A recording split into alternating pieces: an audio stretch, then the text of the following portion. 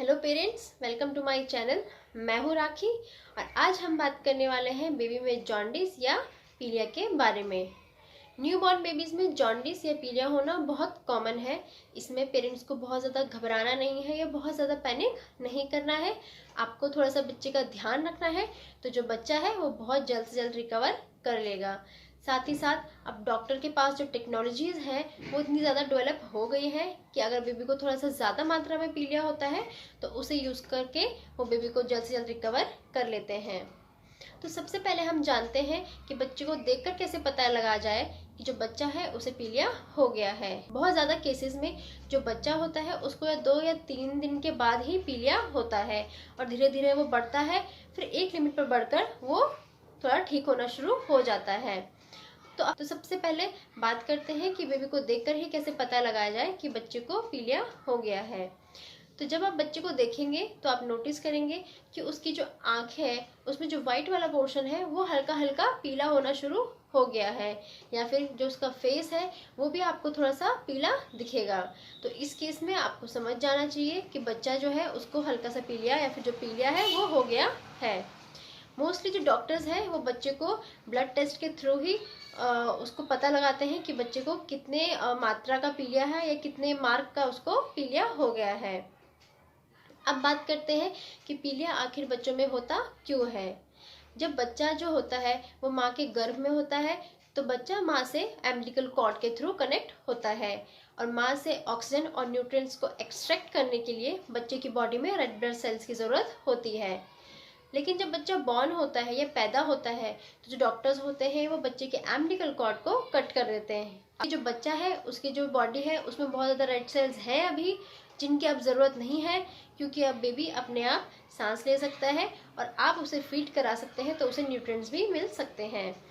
तो जब बॉडी में रेड ब्लड सेल्स ज़्यादा होते हैं तो अब वो धीरे धीरे जो रेड ब्लड सेल्स हैं वो टूटने शुरू हो जाते हैं।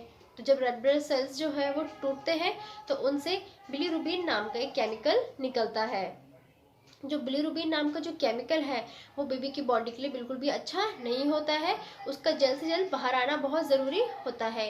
न्यूबॉर्न बेबी है उसके जो ऑर्गन्स हैं वो इतनी ज़्यादा डेवलप नहीं हुए हैं। जो बेबी का लीवर है वो इतना स्ट्रांग नहीं है अभी कि वो उस केमिकल को फिल्टर करके इंटेस्टाइन में थ्रो करे और इंटेस्टाइन उसे पी या फिर स्टूल के थ्रू पास कर पाए। तो इसी वजह से जो बिलीरुबिन नाम का केमिकल है वो बच्चे के अंदर रह जाता है, बॉडी में रह जाता है और बेबी को पीलिया हो जाता है। तो चलिए आप जानते हैं कि बच्चे को पीलिया होने के क्या क्या कारण हो सकते हैं।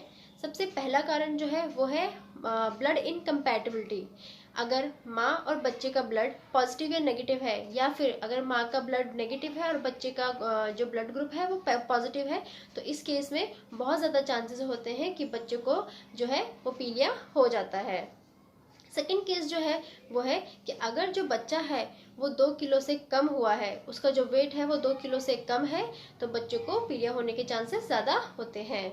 तीसरा केस जो है वो है कि अगर जो बच्चा है वो प्रीमेच्योर बर्थ हुआ है, उसका 34 वीक्स में हो गया है या फिर 37 वीक्स कंप्लीट ना करके उससे पहले ही जो बच्चा है वो बॉर्न हो गया है, तो उस केस में भी जो बच्चा है उसको पीलिया होने के चांसेस ज़्यादा होते हैं। फोर्थ रीज़न जो है वो है कि अगर जो बच्चा है उसको फीड प्रॉपर नहीं हो पा रहा है, उसके लिए ब्रेस्ट मिल्क नहीं हो पा रहा है, या फिर जो बच्चा है वो प्रॉपर फीड नहीं ले रहा है किसी भी कारण से, तो उस केस में भी जो बच्चा है उसको पीलिया होने के चांसेस होते हैं।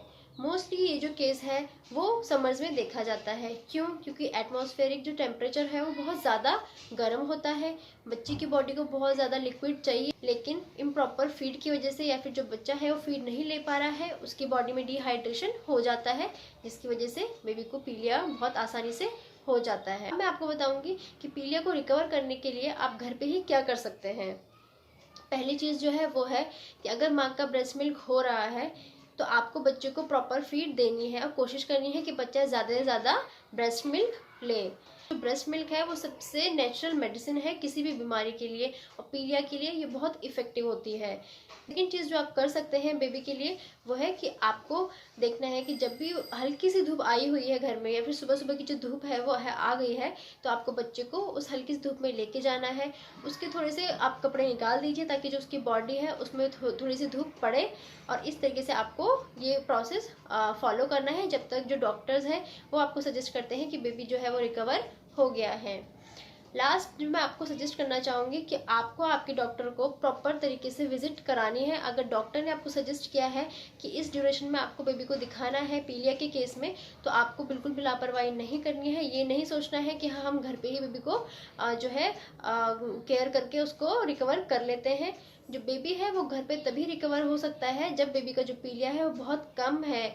शिवाय के केस में उसको शुरू में बहुत कम पीलिया था, लेकिन फिर भी हम उसको प्रॉपर विजिट लेके जाते थे। जो हमारे डॉक्टर हैं उसका ब्लड टेस्ट करते थे, और ब्लड टेस्ट के थ्रू ही डॉक्टर हमें बताते थे कि जो हमारा बेबी शिवाय है कि उसका जो पीलिया है वो कितना बड़ा है या कितना घटा है। बेबी को देख कर आप नहीं बता सकते हैं कि बेबी को कितना पीलिया बढ़ा है या कितना पीलिया घटा है। आप सिर्फ अंदाज़ा लगा सकते हैं कि हाँ शायद थोड़ा सा कम लग रहा है, थोड़ा सा ज़्यादा लग रहा है।